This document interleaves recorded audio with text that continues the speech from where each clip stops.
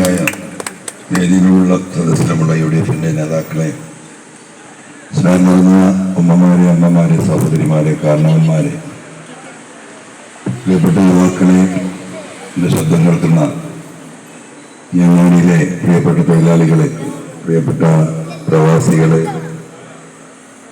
യൂണിയനും പരിസരത്തും കച്ചവടം ചെയ്യുന്ന വ്യാപാരി വ്യവസായികളെ, കയറ്റിറക്ക് തൊഴിലാളികളെ, സഹോദരി സഹോദരന്മാരെ,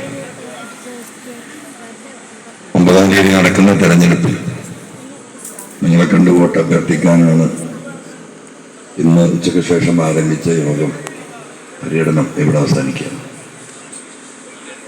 വിശദമായ ഒരു പ്രസംഗത്തിലേക്ക് ഞാൻ കടക്കുന്നില്ല, പ്രസംഗിക്കേണ്ട ആവശ്യമില്ല. കഴിഞ്ഞ 1.5 കൊല്ലമായി ഞാൻ ഇതേ വിഷയങ്ങൾ പ്രസംഗിച്ചുകൊണ്ടേയിരിക്കുകയാണ്. നിങ്ങളൊക്കെ തെരഞ്ഞെടുപ്പ് പ്രചരണത്തിൽ ഇറങ്ങിയത് ഇപ്പോൾ 2 ആഴ്ചയായിട്ടാണ്.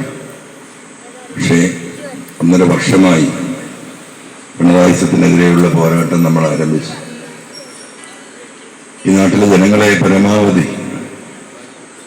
ഇതിൻ്റെ അപകടം പറഞ്ഞ് മനസ്സിലാക്കാൻ പരിശ്രമിച്ച് നിങ്ങളെ വിശ്വസിച്ച് ഈ നാട്ടിലേക്ക് വന്നവനാണ് ഞാൻ. എനിക്ക് വേണമെങ്കിൽ മലപ്പുറത്ത് മത്സരിക്കാൻ മതി, ഏത് സീറ്റിലും മത്സരിക്കാം. ഒരു പണിയില്ല, ഒരാഴ്ച അതിലെ നടന്ന് ജനങ്ങളെ വോട്ട് വാങ്ങി വിജയിക്കാം. കേരളം മുഴുവൻ UDF-ന് വേണ്ടി ഒരു ക്യാമ്പയിനറായി പോകണം എന്നതായിരുന്നു UDF ലീഡർഷിപ്പിൻ്റെ ആവശ്യം. പക്ഷേ ഞാൻ അതിനൊന്നും നിൽക്കാതെ നമ്മൾ ആരംഭിച്ച പോരാട്ടം, ആ പോരാട്ടത്തിൻ്റെ ഉത്തരവാദിത്വം ഞാൻ തന്നെ ഏറ്റെടുക്കണമെന്ന എൻ്റെ ധാർമ്മിക ബോധമാണ് ഈ ബേപ്പൂര് തന്നെ ഇങ്ങനെ നമ്മൾ തിരഞ്ഞെടുക്കാനുണ്ടായ കാരണം. പിണറായിസത്തെ കുറിച്ച് ഞാൻ വിവരിക്കേണ്ടതില്ല, അതിൻ്റെ ബാക്കി പത്രം പിണറായിസം ഇവിടെ അവസാനിക്കും, ഒരു സംശയം നിങ്ങൾ കരുതണ്ട.